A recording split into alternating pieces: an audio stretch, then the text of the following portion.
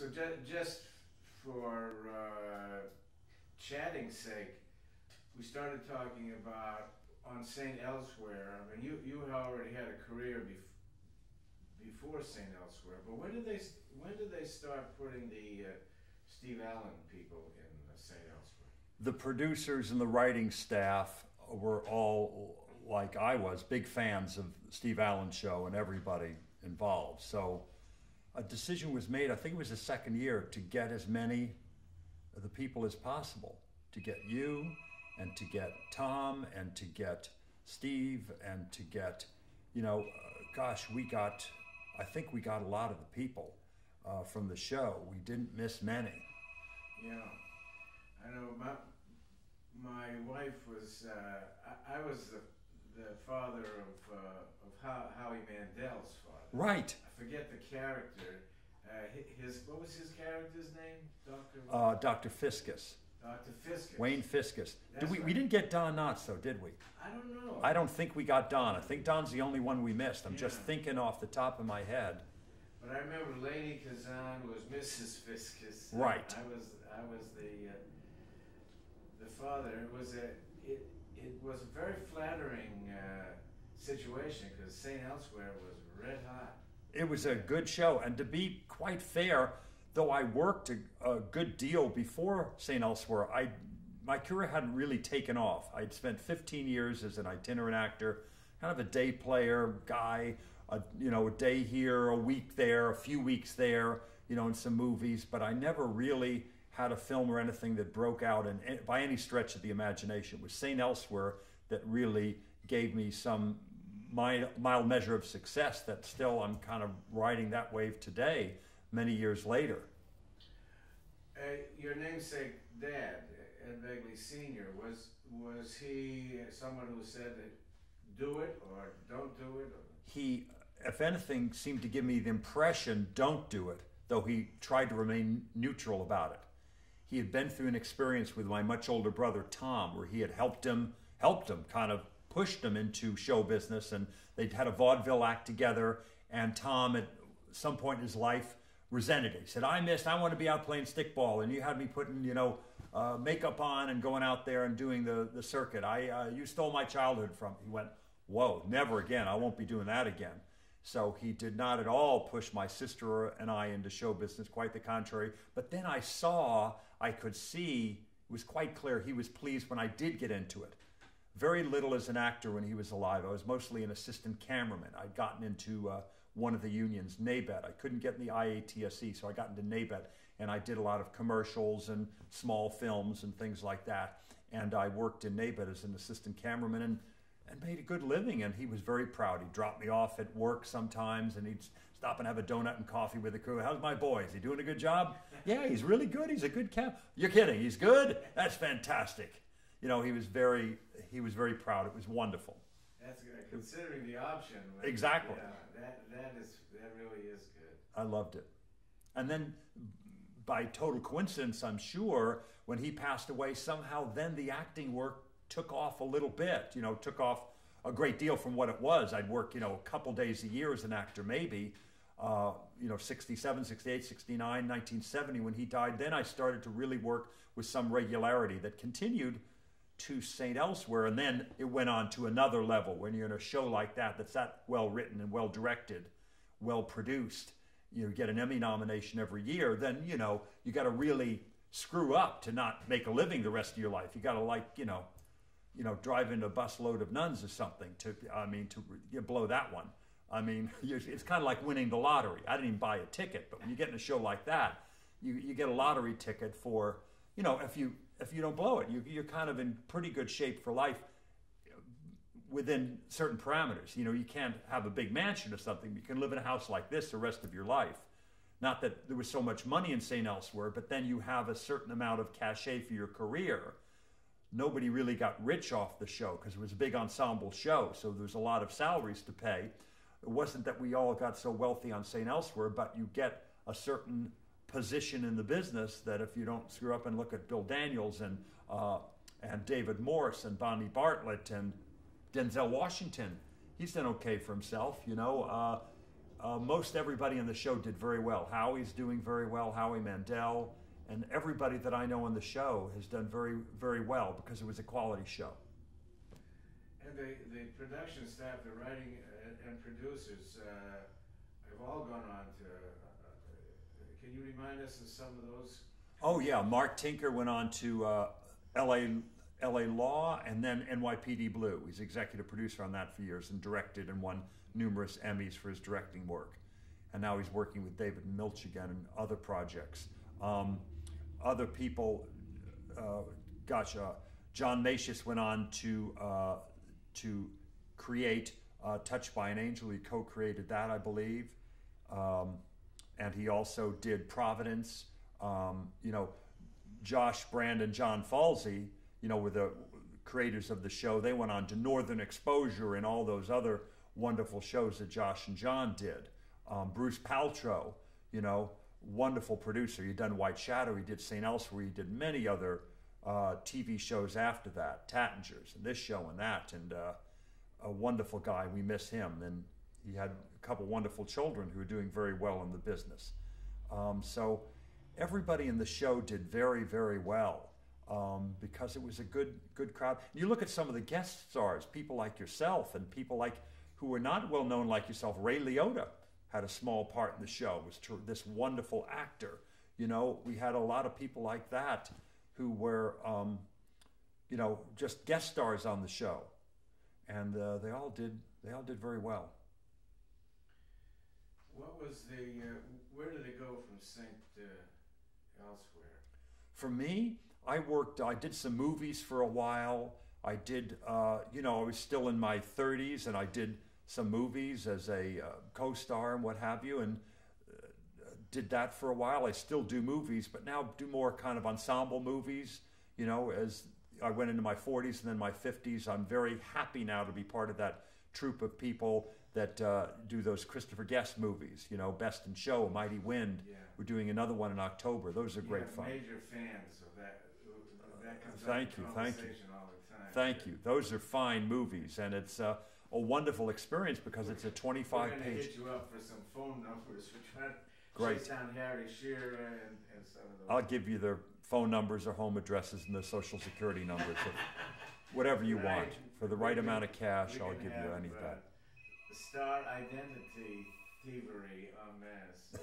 I'm wondering, starting out, I think it was My Three Sons was the first series you were on. The very first day I ever worked as an actor was on My Three Sons. I had one day. I was so happy. I'd wanted to be an actor my whole life since I was, my whole life since I was 3, since I could really put a thought together in any cogent manner. What do you want to be? I want to be an actor. I want to be a comedian, I would also say. I want to be a comedian. I want to be an actor.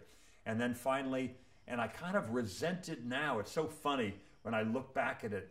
To be honest, I resented that my dad wouldn't just get me a job. Like, A, he could get me a job just by picking up the phone, and B, that would be helpful to me had he done that. He wanted me to earn it, which was a very good plan.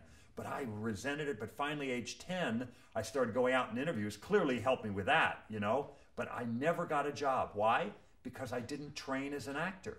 It's the only business I know of where somebody goes, I think I want to be a plumber. What do? You put a couple pipes together, right? I'll go in the truck with you today, Dad. I'll go do a job. It's insane. You would never think to. I'm an electrician. I'm going to go do some wiring. One of these is a hot wire, right? As an actor, you think I could do that. My dad does it. And I thought I could do that. Then I finally started to train a bit as an actor. And by no small coincidence, I got a role on My Three Sons. And I worked a day on that. I had a paper route at the time. And so I finished up my day at noon, 1 o'clock at the latest, and I went off my paper route. I left my makeup on. I was hoping somebody would recognize me. It hadn't even aired yet, but I thought maybe the makeup, people will think I'm an actor. I'll have that look. It was very funny. Now, the transition from that, I'm just curious, you say you wanted to be a comedian. When did you realize you were able to make people laugh? I went to Catholic schools my whole life, and the nuns were very strict. I went to school out in Long Island called Curie of Ars, and the nuns, I can't remember what order of nuns, but they were very strict. There was regularly, people were bloodied on a regular basis. Mostly knuckles, but occasionally there'd be a bloody nose. They'd smack these kids around. And so you were in fear for your life as a young child, They weren't going to kill us, but we didn't know that. And so it was very rough. And so my defense mechanism was to make them laugh. I had a thing I did called the one-man band, and they always, with a stern manner, they'd take, Mr. Begley? Yes. Out in the hall right now. Yes, what is it, Sister Killian? And Sister Anthony, get over here. Do the one-man band. They do the, oh, good, I'm not in trouble. They wanted me to entertain them. You know, I do a little, I do some silly little thing, pretending to be a one-man band, and they try to not laugh, and with some success, you know, they would sit there and kind of, you know, be amused. That's it, get back into your room now. So I went, wow, they have a tremendous amount of power, but I seem to have a little bit of power over them with this one-man band bit. I'm going to work on this. And so it was, you know, a defense mechanism, I guess. And certainly amused my dad. If I would tell a joke I had heard or something, I heard somebody tell a joke and then try to learn it and figure out what part was funny and why it was funny. I'd tell a joke and suddenly my dad thought I was wonderful. So it was helpful in a number of different fronts. Laughter certainly has a power. Yeah, it does. And then I had a stand-up act. I did stand-up for a while. I had a partner. Michael Richards and I were partners. Kramer from Seinfeld. Michael was my partner. We went to Valley College here together, and we had a duo. We went to the Troubadour, and we played there, and we had different people wanted to manage us. We had a very funny act. It was all improv. We didn't know, you know, what we were doing, but we made people laugh, and so it never really took off because we didn't understand why we killed one night and then we didn't do well the next 2-3 times we did it. We did okay, but we didn't kill like we did before. We didn't know the amount of training and work and putting together, 20 minutes even, how long it takes. It'd take you a year, 2 years, 3 years to do that. So we didn't get that. And so then Michael went in the Army, and I went off my own and did stand-up, and then built some material and kept writing and writing.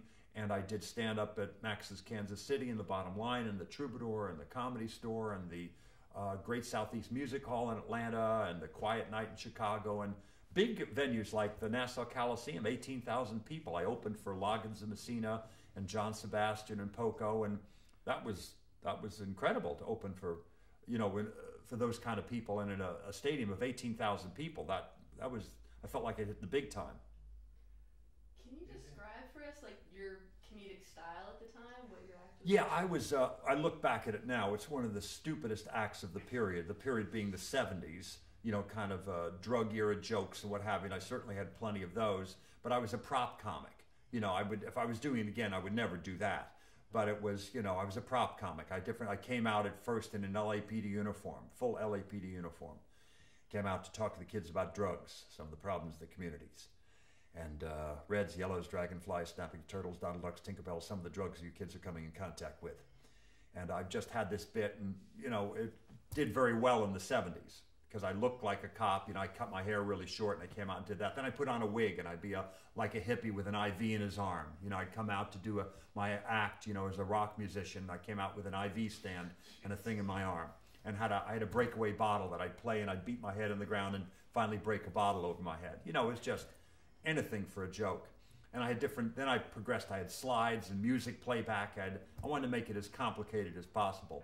So I had slides that I would show with different payoffs to different gags and stuff. And a trunk. I had a flying nun thing with a big nun habit and different thing. I had a changing screen. I'd go behind the screen and change. It was a totally insane act. Today that man is Carrot Top. He is. Sorry to interrupt. We hear snoring. Is the cat snoring? Oh, the dog. Oh, the dog. Where's the dog? Can It's you the get dog. to go over there?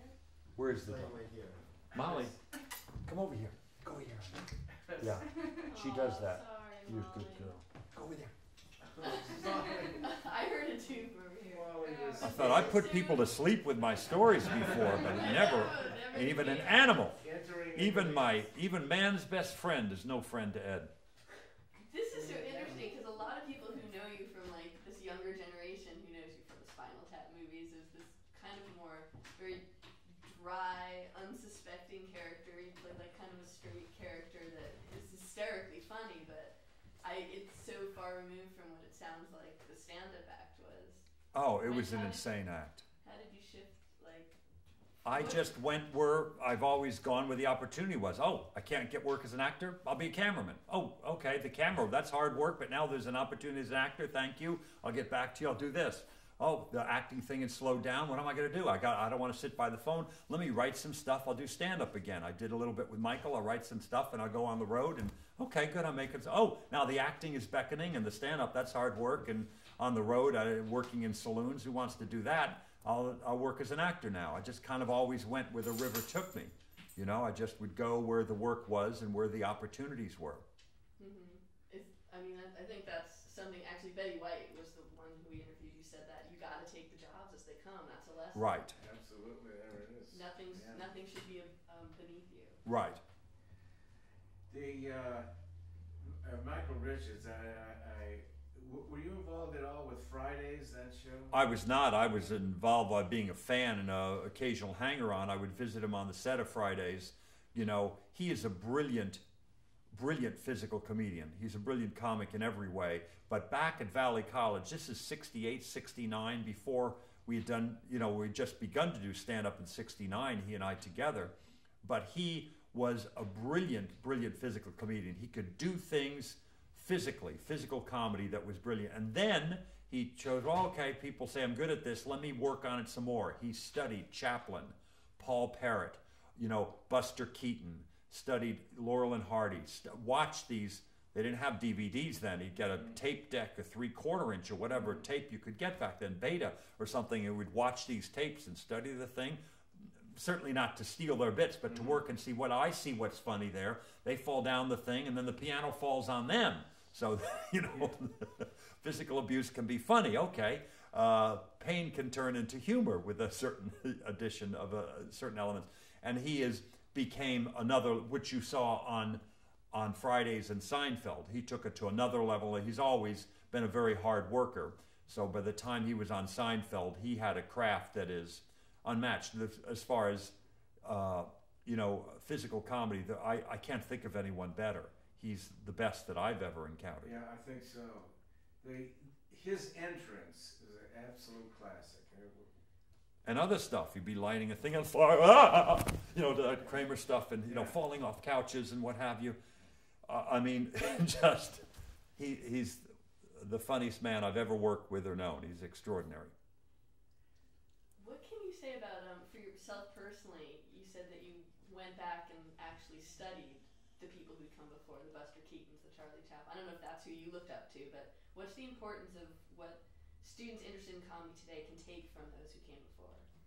Yeah, I think you glean something from every great comic that you can take the time and should take the time to watch. You know, there's people who don't do any physical comedy that are wonderful. You know, the Gary Shandlings, the Jerry Seinfelds, you know, there's some wonderful comics out there that have no props, nothing. They just get up there and do wonderful stuff. Bill Dana, you know, was not a prop comic. You know, he came out there just with his skills as a comedian, as an actor, to get into the character, to not show us a character, but to become the character, you know, and fine acting work. And that's what's great about Lily Tomlin. That's what's great about Richard Pryor. They're not showing you these Mudbone. I'm going to show you this guy, a caricature.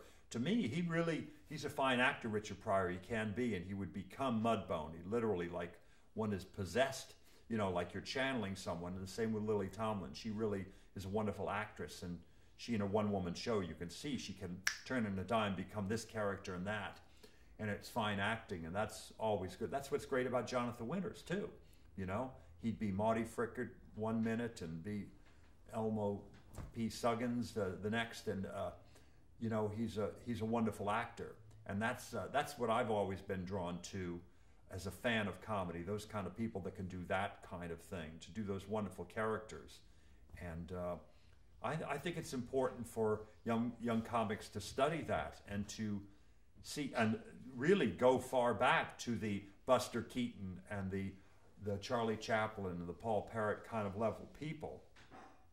Those people did something wonderful back when. There's a lot to be learned from that, and I think it's valuable as an actor. When you look at what's great about Meryl Streep and Sophie's Choice, or what's great about the scene I alluded to a moment ago, which the Laurel and Hardy carrying the piano down the stairs, they're based on the same basic principle. Why one is wonderfully moving, it moves you to tears. One is because What does a person do when they're dealing with that level of pain, of having to choose which child to give and which child to hold on to when they're someone so cruel they make you choose that?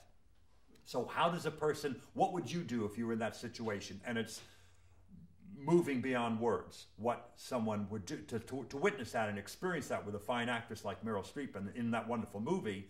That moves you. It moves you to laughter if you see Laurel and Hardy, they fall down the stairs. That's horrible. That's really bad right there. The fall downstairs would hurt if you've ever fallen downstairs. And then the piano falls down on top of them. It's so absurd. Then you're like, it's the same thing. It's how people deal with pain. It's always the most compelling thing to watch, how people deal with it, comedy or drama. And they both, it's kind of a universal law in both. And if you must do it in a real manner. If you do it in a bogus manner, you can evoke a response of sorts, if it's very broad, what have you, but it's not the same. If you do it in a manner that is real, it really, you'll get the biggest laugh or the biggest emotion if what you're doing is drama. That's one of the best riffs on comedy that I've ever heard, right there. Are you teaching it all? No, I'm not qualified to teach. Yes, I'll be your are. student. I won't teach anything. No, I'll but happily. that is. Steve Allen said tragedy plus time equals comedy. And he's right. Tragedy plus time does equal comedy. And when you remove from it like that, you know that Laurel and Hardy never get, well, we assume they never got hurt. They probably got hurt plenty. Like the Three Stooges got hurt plenty. How did you do that? Nobody got hurt. What are you talking about? We got hurt a lot. It hurts. Yeah. It was a balsa wood thing. That hurts to hit you on the head with it. That was a rubber mallet. Let me give you a rubber mallet. It hurts like hell. The trick is it's like when to swallow fire. How do you swallow fire? I think it's Pendulette or something. The trick is to not mind the pain. It hurts like hell. It's hot. There's a coating or something that you put in your mouth. I don't know. There's some other trick to it. But the trick is also not minding the pain. That's the trick. So it's interesting to watch, and it's very helpful to learn as a comedian, as an actor, to study this fine work, comedy or drama, and to see what is it about it that really grabs you as an audience member. And it universally for me is how people deal with pain, how they deal with pain. What did you think of Spinal Tap? Spontaneously combusting? Is that how you... Right. That was another drummer. I died in a bizarre gardening accident. Right. I was Stumpy Joe Pepys. I was the first drummer, actually. And then why do we laugh at that? Because it's absurd, and it's a callback to certain. There's a tragic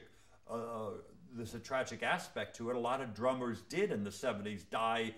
The drummer from Led Zeppelin died, and the drummer from the Average White Band died, and there was a lot of drummers we lost for a while there, one after another. So that's horrible, and we don't mean to diminish that. But when you had all these, to take that time, tragedy plus time, it then equals comedy and Spinal Tap, when every drummer just kept dying one after another, dying in a bizarre gardening accident, to die choking on vomit.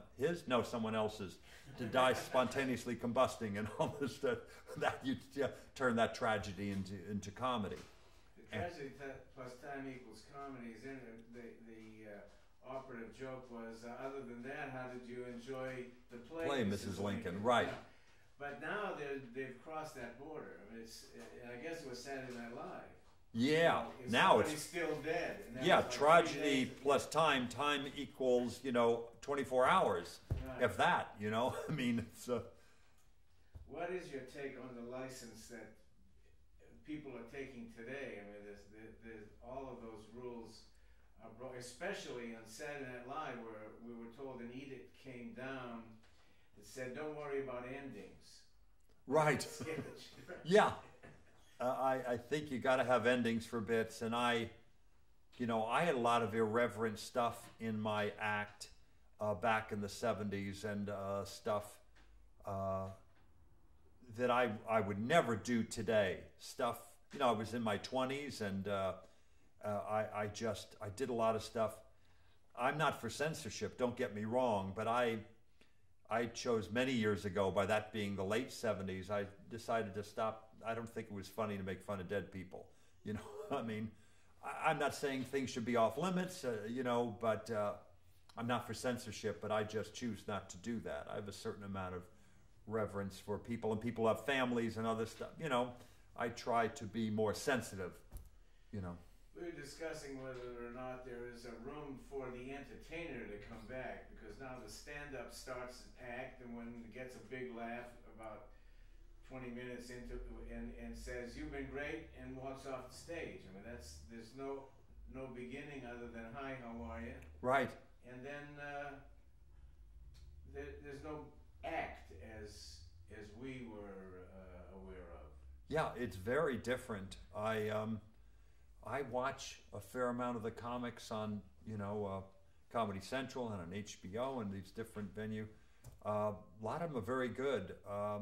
I'm impressed with most of them. I like a lot of the women too. I love Paula Poundstone. I think she's fantastic. I think Ellen DeGeneres is fantastic. You know, I like a lot of the comics out there. Is it Lewis Black? Is that? Oh, he's on. Yeah. Oh my God. I mean, these are wonderful comics, just great. Gary Shandling still kills me. He's got a great act, and I've been watching his stuff for years, and it's always new and different. He has a few things he repeats occasionally when he's doing a long set, and they still make me laugh. The things that I've heard before, and the new stuff. He always has new stuff. He's an incredibly prolific writer. I'm very impressed by all the comics that I seem to see out there. Is there anybody that's your favorite incumbent? Oh boy. I think Gary Shandling is my favorite comic, and then it's neck and neck between Paula Poundstone and Ellen DeGeneres for female comic. I just love Talking about those Paula, people. Paula's the name George Shapiro keeps coming up a lot because he, in the management business, has taken careers, been patient with them. What about your relationship between representation? Is there scar tissue or joy, or what's there? You know, I think most agents, most managers do a very, most of them do a very good job. Certainly the George Shapiros have done a wonderful job. He's Jerry Seinfeld's manager. Jerry Seinfeld, right? Jerry Seinfeld is an incredible comic. I've seen him at benefit things, at different things. He kills every time. He has an act that is just tight as a drum. I must list him in my top and most favorite comics too. He's sensational. I think people like that really help. I think people like Brad Grave help people. I think, you know, those kind of Charlie Jaffe back in the day who helped a great many people. I think Rollins and Jaffe, right, of course. Those people are very, very good managers. But, you know, there comes a time, I hit a point, you know, where I had management, very good people, but I went on my own. I had no agent and no manager through a series of events that occurred. This was just a year and a half ago. I had no agent and no manager. And I started getting a call every day for work. I went, wait a minute, what is this about? I just listed my home phone number with SAG. So there's another side to that coin. Not that nobody was sabotaging me. I'm not suggesting that for a minute. I think people just get busy. And you get to a certain age, and it's very youth-driven, but it was very interesting for me to find out. I just listed my phone number. I went, I'll get what I'm getting now. I get a call every other month. Is that available for Law & Order? Can I do a Crossing Jordan? You know, those kinds of calls. It was every other month. I got a call a day. Well, what is this about? I thought it was kind of encouraging. And then I wound up getting an agent again, but kind of rather than one of the big agencies. I'm not going to name by name who I was with, but I was with one of the bigger agencies. So then I went with a medium-level agent. And it's like that, a call, you know, I get a lot of activity. I was just a small fish in a big pond or something. I was with an agency that's too big. So I'll just comment on in that way, saying sometimes you have to be with an agency that's well matched to your position in the food chain. You know, you really have to be. You can't be, oh, I need to be with a big agent. I don't want things to go badly, think people to perceive me badly. I got to be with one of those big agencies. Sometimes it's better to be with a small or medium level agency. It certainly has worked well for me, but it was an eye opener just for the whole agency and management thing in general, because people are saying, Ed, we're trying so hard. We just can't get people to even come into the Ed Begley boutique. We're out there on the sidewalk every day saying, please come in. And then finally, okay, well, I don't need anybody. And people were streaming in on a regular basis. It was kind of interesting. Yeah. So there is that factor. Loyalty is a two-edged sword a lot of times. Yeah. If the agent really can't cut it, I mean, people do have to move. Yeah, they just get busy, I think. And it's a boutique kind of a thing. They go, yeah, we've got so many wonderful people right down here on this shelf. We have all these people that are working a lot. Oh yeah, I forgot about that. I got up on this shelf too. I got this wonderful thing that we've had for years and we cherish and love. And if you ever want to, well, I suggest you get these. But up here, these are nice too. I think it's like that. They like having you in the collection. I think that's part of it. I don't think there's any malice in it. I think they just get busy and there's other things, and they're going where the money is and the heat is. That's natural for anybody in business. Is there another strain to this in terms of controlling your own image in this industry? Is there any advice you could offer about dangers of being stereotyped or, controlling your own image? I think you should go for whatever work comes your way, but try to always, if you have choices, if you do have choice, when you're starting out, you do just about anything, unless it's something you don't want to do because, violence against women, things like that. I certainly applaud people, whatever point in their career, that stay away from that stuff, and I have. So you stay away from material unless it's really objectionable. Other than that, you do whatever part comes your way. Having said that, when you are able to make choices like you are after being on a show like St. Elsewhere, you can choose a little bit, not all the time. You can say, if you stick with the best material, not the best money, not the best prestige even. These are separate things, but the best material. And then also, there's another value that you have to figure into the best people. By that I mean the best directors, the best writers, but the material's the thing number one. You read the script, and if it's really good, well, this is scale or it's deferred, I don't care. I want to do this. No, the other one is going to pay $20,000 a week, and no, thank you. That script isn't so good. I want to do this one.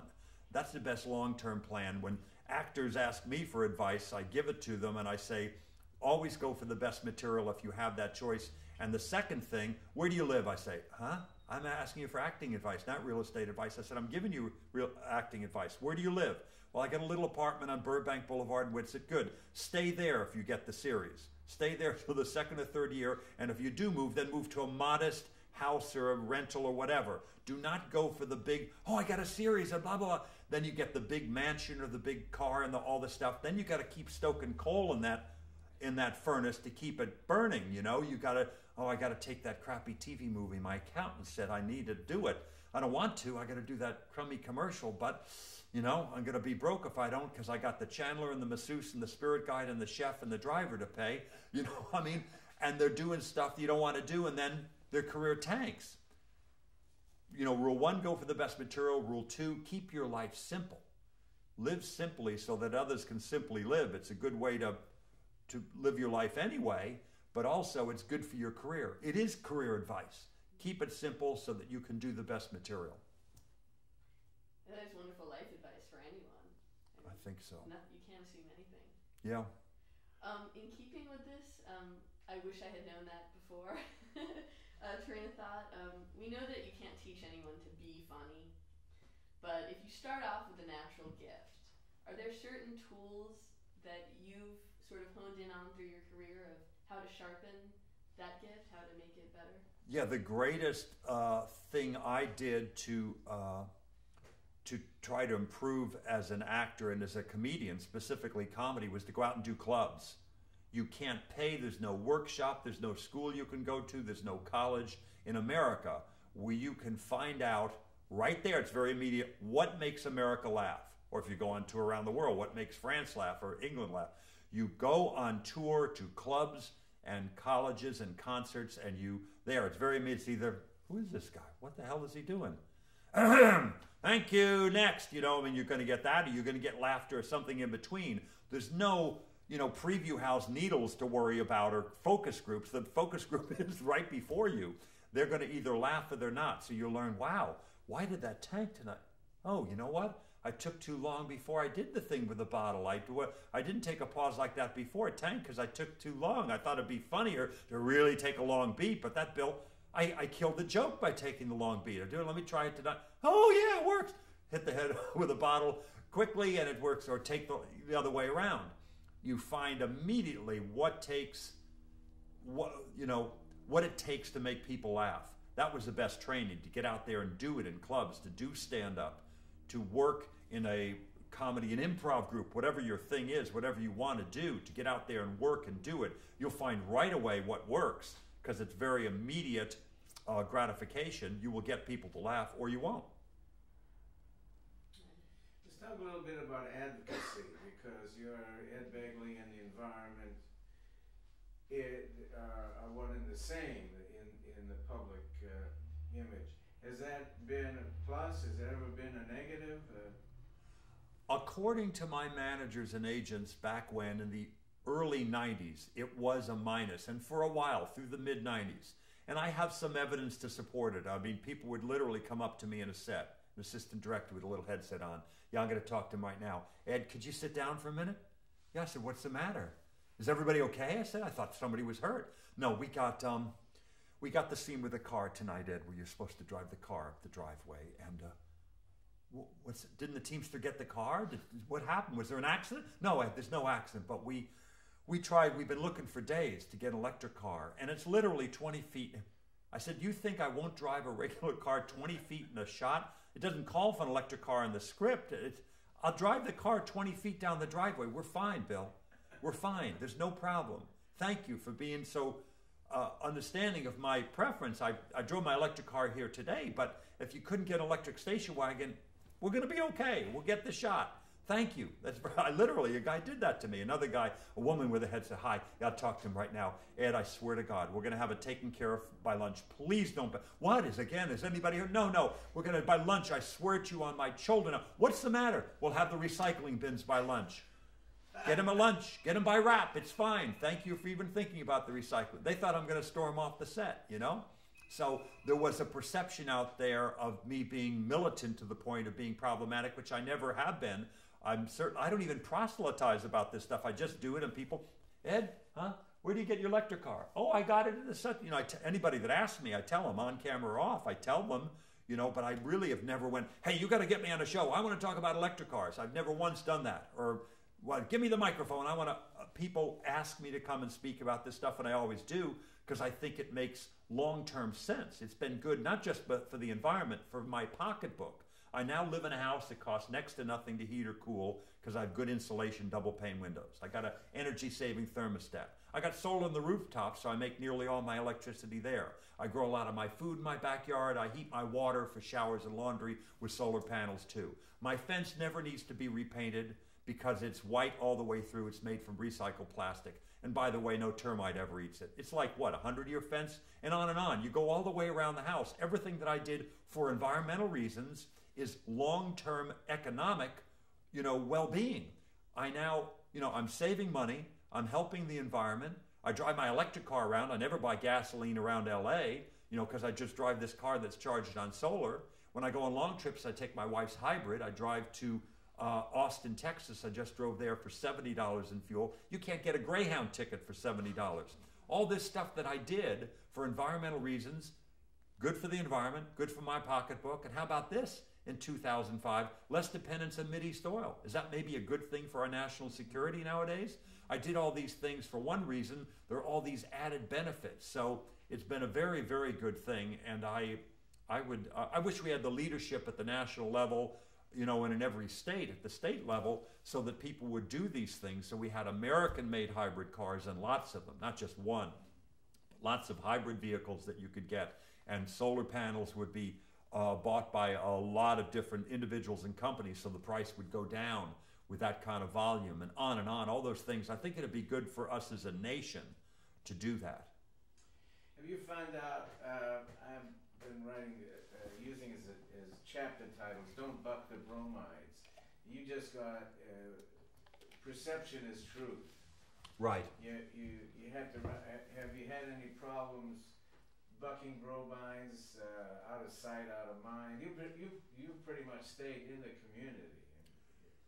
Yeah, people think that the environment and the economy are at cross purposes when it's absolutely not the case. I think the economy is a wholly owned subsidiary of the environment. I think when you really look at capitalism, what it really is, and the free market, David Brower said capitalism is a great idea, we should try it. By that he means really look at all the capital. Don't just balance your checking account. You can't keep taking money from your money market account your whole life. Eventually it's going to be depleted. The money market account those are our forests, our water, our fresh water, and our soil, to keep polluting our soil and ruining our aquifers and polluting water, and to cutting down our forests. For what? Because there's a good market for forest products this week, for pulp or for timber. Why would you take down the Smithsonian building, which we all own, because there's a good market for bricks? We own that building. We own our national forest. We all get to decide that. And why would you do that? It doesn't make sense. It doesn't make good economic sense. The trees are worth more standing than they are cut down. And if you want forest products, go get them from the tree farms that we have. We got plenty of those. There's plenty of tree farms. Don't go to our native forests, our natural forests, the ones that we all own. Leave those alone. They're worth more to us standing. And indeed, imagine the amount of forest products you could save even from the tree farms by putting up, as I have, recycled plastic fence instead of the regular fence. It's going to be a great long-term, bonus for the homeowner to have a fence that never needs to be repainted, never has termite damage, 100-year fence. That's a pretty good deal, and all those things, if we did those things, it'd be good for our economy, our environment, and I think that's where we will be going. I think people are smart in this country, and I think eventually they will see the light, Republican and Democrat alike. There are no Republican children. There are no Democrat children. We just want our kids to breathe clean air, to have healthy, productive lives, and we can do that by seeing that the environment and the economy work together. They work in concert. There's plenty of jobs making solar panels, wind turbines, hybrid cars, electric cars, double pane windows, energy-saving thermostats, compact fluorescent bulbs. All these things are good for the economy too. There's jobs in each one of them. So I think that's where we need to move as a nation. Have you used that in a character? I mean, the riff you just did, but as... Now, I wouldn't want to ever play a guy who's an environmentalist. I'd rather play the guy, the industry guy. It'd be much more interesting to watch. To have me be the environmentalist, it's ho-hum. They already seen me play that part. I think it'd be better if I would play the guy from industry faced with a real decision. I would not play him as a bad guy. I would not play him as a bad guy. I'd play him as a guy with a dilemma, which is closer to the truth. A guy, not the guy I'm going to rape and pillage and I'm going to put the money in my pocket. A guy really trying, I want to keep this industry floating, and what do? I can't afford to do it the right way. I got to do it this way, and hopefully it'll work out, and all the people are dependent on me for jobs, and play him as a real person with a real dilemma. That would be interesting to watch, because I think most people want to do good. Most people are good. I think there's very few people who want to just grab the money and run. It seems like that sometimes. Those people exist. I'm not denying that. But I think most people want to do the right thing. They're just faced with a difficult decision, a Sophie's choice, and they feel they got to pull this kid and let the other one go.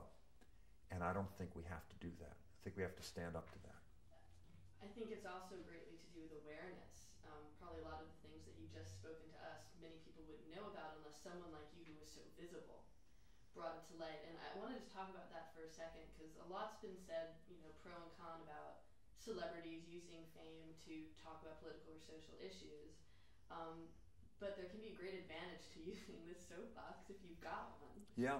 And you've been so identified with the causes that you promote that could you just talk about what you think the importance could be if you're lucky enough to have this? Yeah, and I do feel that I am lucky to have this opportunity, to have the soapbox, to have the microphone, to have the megaphone for a moment to talk. And that's one of the advantages of it, because I don't think there's time to go door to door talking about these problems. I think we have to use that moment when it arises. But there's a great responsibility that comes with that. You don't want to cry out fire in a crowded theater. first of all. And you want to have your facts right. You don't want to, oh, the world is really polluted, we're all doomed, and it's really bad now, and there's nothing we can do. Okay, dude? I mean, you don't want to say things that aren't true. You don't want to say we're poisoning people, horribly every day, and this is 800 tons of poison going in the LA River right now, a minute. Facts. You've got to check things out and make sure, and I'm talking about peer-reviewed studies. Make sure somebody with PhD after his name is involved. Peer-reviewed studies, published papers and what have you. Things that are real. People like the Union of Concerned Scientists, people like that. And that's who I rely on. They are like the fire marshal, if you will, in the theater. I'm about to go on stage to sing a song and dance, and to go out there and just sing a song and dance when the fire marshal, in the form of the Union of Concerned Scientists, somebody has tapped me on the shoulder. Ed, you wouldn't want to alarm people. Tell them to, but we got to get people out of the theater row by row. There's a problem, and we have to vacate, start with the first rows, and tell people to be calm and what have you. To just, okay, thanks for telling me. I'm going to do a song and dance. How could you go in front of a microphone then and not share that information? It's been shared with me by the fire marshal. That's a Union of Concerned Scientists. More than half the living Nobel laureates have told me about some of the very real problems, not anecdotal stuff, not baloney, stuff from peer-reviewed studies, NOAA and NASA and National Geographic kind of level stuff that's really been studied and looked at it in a very, very cogent manner. To go on stage and just do your act after that, I don't know how you do that. The people say we should have, just shut up, you're a performer. Do your act and leave us alone. We don't want to hear any facts. I can't do that. The fire marshal has told me there's a problem, and again, you don't want to panic people. There's no hope, folks. There's nothing, and have people hurt themselves or others. You don't want to do that, but you want to tell them the real stuff. Here are the exits. We're going to have to vacate row by row. Here are the exits. Hybrid vehicles available today. You can do that. You can put money in your pocket, lesser dependence on Mideast oil, and clean up the environment. You can't afford that good. Can you afford a bus pass? Can you afford a bus token? Take public transportation. It's going to cut down. Can you afford a light bulb? Go get a compact fluorescent bulb. That's what you can do today. Home gardening. Grow some of your own. Oh, you don't have a little garden, a piece of dirt in your backyard? Get part of a community garden. Can't afford a car even? A thing? Can you afford a bicycle? Ride your bike, whatever. Pick the low-hanging fruit first. Get people involved in some way to make a difference, and we all can. You can't point the fingers at industry. Industry, they're polluting us. We're all part of industry. We're fueling industry with our dollars. The biggest vote you have is not on election day. It's when you go to buy something. You're voting with your dollars. You go into a showroom floor, an appliance store, or the market every day, and you're voting with your dollars saying, keep making that toxic thing. I want you to keep making that toxic cleaning product because it really cleans good. I want you to keep making those Hummers because I'm going to buy one. I want you to keep making, this energy and efficient huge air conditioner, a huge washer, dryer, whatever it is. Get the energy efficient one. It's going to put money in your pocket. You're voting with your dollars, which is the ultimate vote. I should know this. Have you ever done this as a character, as this guy? No, I never have. No, we did, but I never have done that. I do it in arena like this, but I've never done it as your upcoming movie, One Man Brand. What man? That's a good title. One Man Brand is good, but we could build a comedy right now. I mean, here it is, a guy who has a public persona, and he comes out and now what's the complication that's going to make this funny? I don't know. He marries a lady, he falls desperately and marries a lady, and he didn't see her come out the first time. She just had this little beautiful silk sheath dress, but now she comes out with a mink stole. Have you met my wife, Rochelle? Have you been reading my mail? She drinks Pepsi. We do have a little bit of a Green Acres thing going on here at the house, actually. It's a little bit of da-da-da-da-da, the chores, da-da-da-da-da, the stores. But I shouldn't make it seem like we're so vastly different. But she does like to shop, and I don't. And so there's a little bit of, she does care a great deal about the environment. She drives a Prius, she recycles everything, she does a great deal. So let me not portray it as other than what it is. But she likes to shop. She likes to shop, But and I do not. For the comedy, she wouldn't be. Right. She'd be that thing, and then where does this business below the belt come into manufacturing Right. the story? Right. About the surviving. Yep. Yeah. It's a good idea. But this is an interesting point, is that in order to really get these big issues across, humor can be a very powerful weapon. Very powerful. To have that twist, so... Yeah. Yeah. You have to, you know, if you're going to tell a story about the environment or anything, it can't ever be the A story. You know, it has to be woven in as the B story. You know, Chinatown, if it was just about water in LA, it would have been what is this? I don't like this movie. It's about murder, and if you're rich, you can get away with murder, and oh, by the way, there's all this funny business going on with water. I mean, if you weave it into the story, something about the environment or homeless issues or whatever it is, you know, you can really, you know, for the most part. But if you're going to do something, it can be done the other way. It has to be something remarkable, like Angels in America, done about the AIDS crisis. But what that's really about is all these different people from different cross-cultural kind of mixes that interact.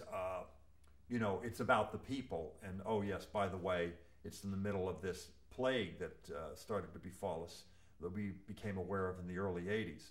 So, you know, you got to. Samuel Goldwyn was a smart man. He said, if you want to send a message, go to Western Union. You know, you can weave a message into the story, but it can't. I don't think it can ever be the A story. That's Very right. difficult. Satire is something that closes on Saturday night. Exactly right. Absolutely. And now he looks at me. Yeah, we have this thing when I say stuff like satire is something that closes on Saturday night, and I don't follow it up, so I just turn to Jenny. So she jumps in. This has been a running theme through all the interviews, is that, you know, humor can be one of the most powerful means of communication, and perhaps this is why some of, you know, the more talented people that we've talked to turn to humor as opposed to straight drama or straight, you know, that they understand that this is something that really can get something more across. It makes it more palpable to take in for an audience that would otherwise not, like, listen to a lecture for an hour about. Yeah, look at what Richard Pryor did with humor. What he did with Mudbone and those different characters in the 70s and the 80s. It's extraordinary what he did. You know, what Bill has done with humor about the environment back when, you know, early on, what different people have done with humor. Lily Tomlin has done with humor.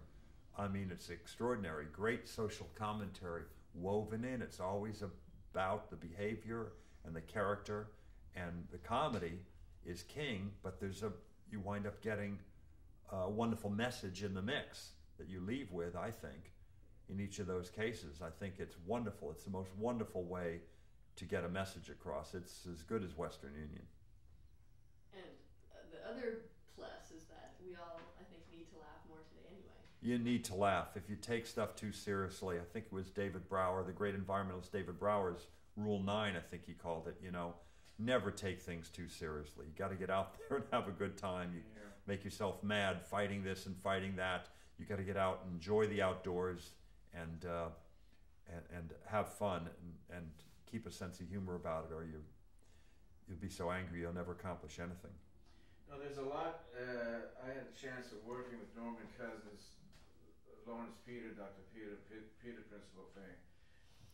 And what I gave a name to it was the humor potential movement. Feeling good. It was like, duh, feeling good is good for you. Clinically, that there's a big shocker. There's a hard wiring between positive attitude and being. I think Norman proved it pretty much. He certainly did to me. There's a great deal of evidence that it is a real panacea. It's incredible. It's a great elixir comedy for whatever it's not going to cure every ill, but there are some things that it will greatly improve. A lot of things. healing power of laughter and play and the positive attitude, and then there's the flip side of it, which I call amuse it or lose it, which is exercises. If you get a comedy premise, and like we did on the Steve Allen show, the Question Man, where you get the answer first, then the Right. question. So try to do those things, you know. Tell them Great fun. You know,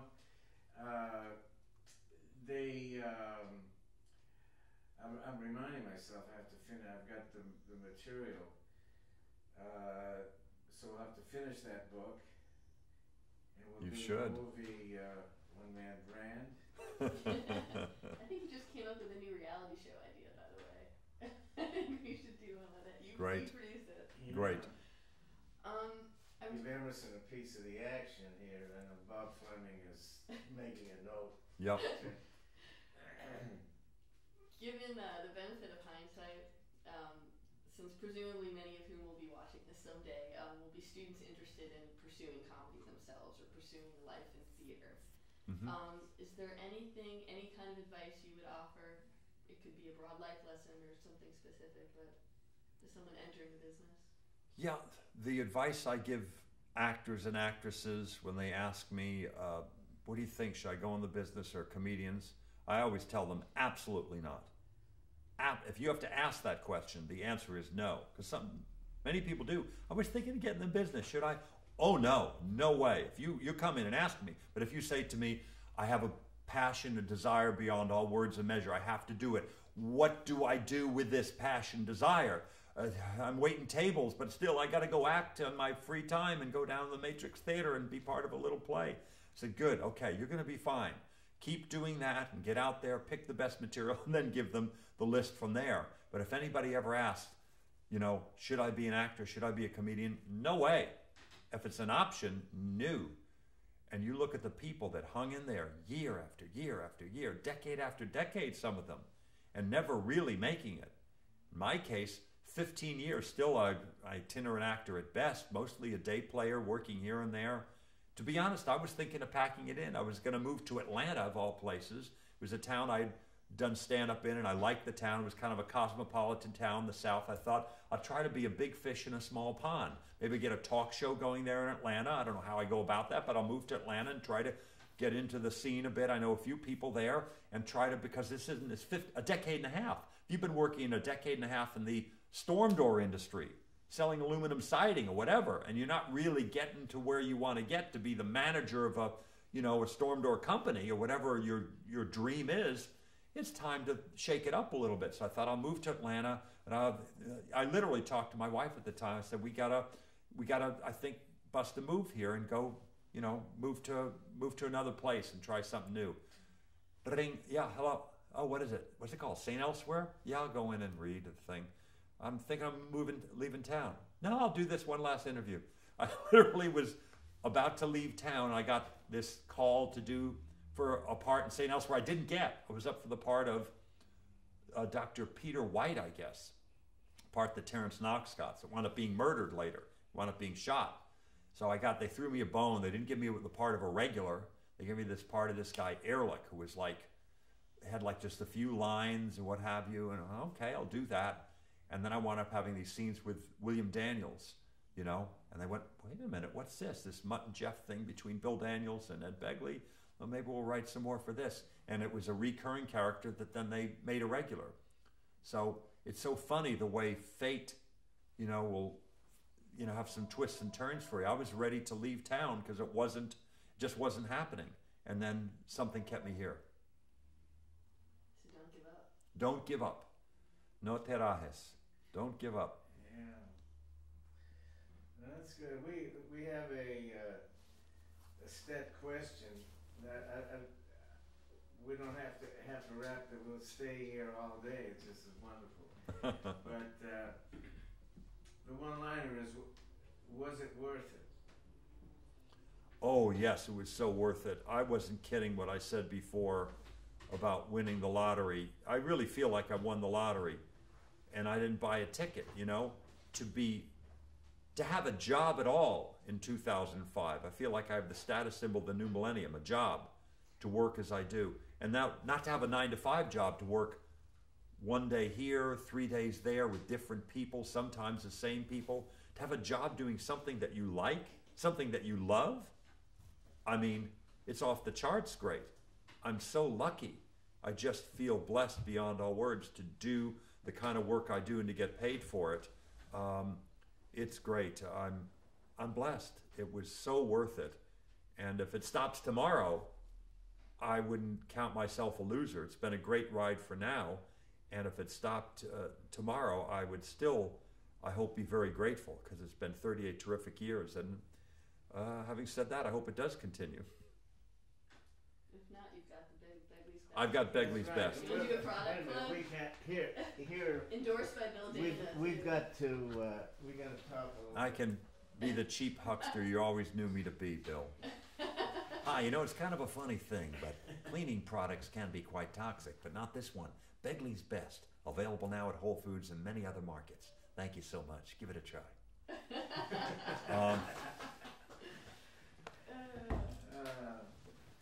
What did we leave out? Yeah, what? Nothing. Well, I think we got it all. A career span of, we left out Maud. Oh, Yeah, he did a couple of Yeah. Maud. this I one- did one. I just did one mod. Worked with fabulous B. Arthur. Yeah.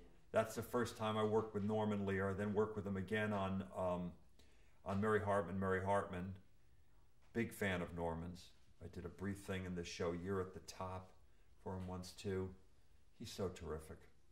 Big fan of Norman's. Yeah. Big fan of B. Arthur and Bill Macy and Adrienne Barbeau, and wow, it was a great show. I've been very lucky. I worked on some good shows. My favorite show was the Steve Allen show. That's what made me want to be a comedian. I would Okay. watch you guys, and that was just so terrific. You and Don and Tom and Steve and, oh boy, and Louis Neistat. Yeah, Louis Neistat, that's right.